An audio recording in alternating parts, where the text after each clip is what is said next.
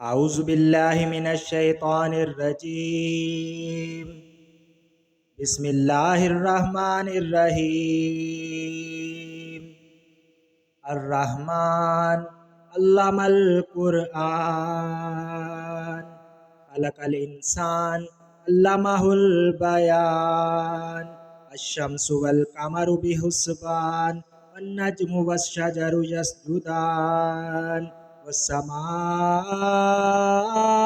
رفعها ووضع الميزان ألا تطغوا في الميزان وأقيموا الوزن بالقسط ولا تخسروا الميزان والأرض وضعها للأنام فيها فاكهة والنخل ذات الأكمام والحب ذو العصف والريحان فبأي آلاء ربكما تكذبان خلق الإنسان من صلصال كالفخار وخلق الجنة من مارج من نار فبأي آلاء ربكما تكذبان رب المشرقين ورب المغربين فبأي آلاء ربكما تكذبان مرج البحرين يلتقيان بينهما برزخ لا يبغيان فبأي آلاء ربكما تكذبان يخرج منهما اللؤلؤ والمرجان فبأي آلاء ربكما تكذبان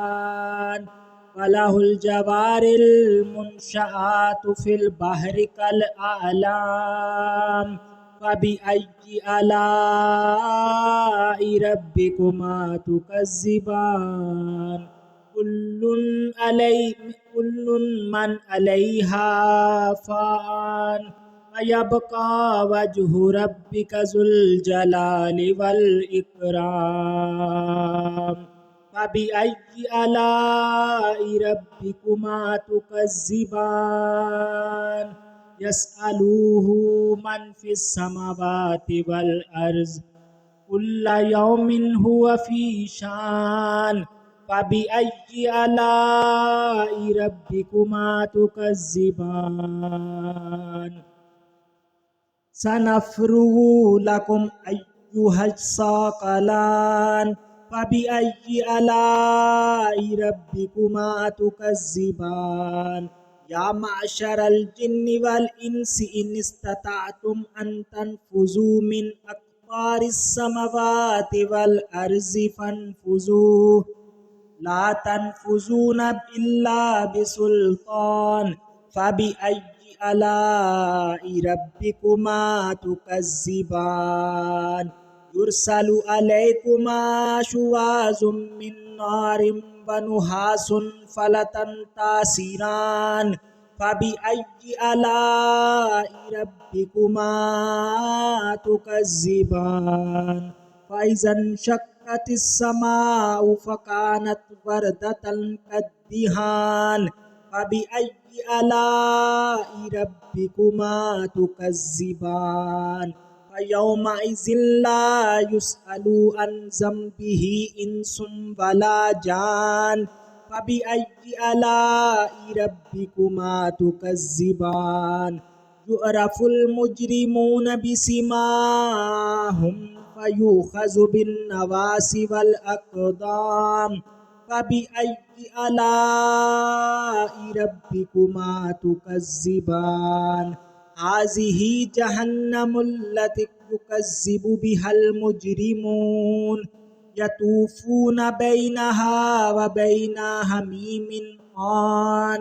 فبأي آلاء ربكما تكذبان ولمن خاف مقام ربه جنتان فبأي آلاء ربكما تكذبان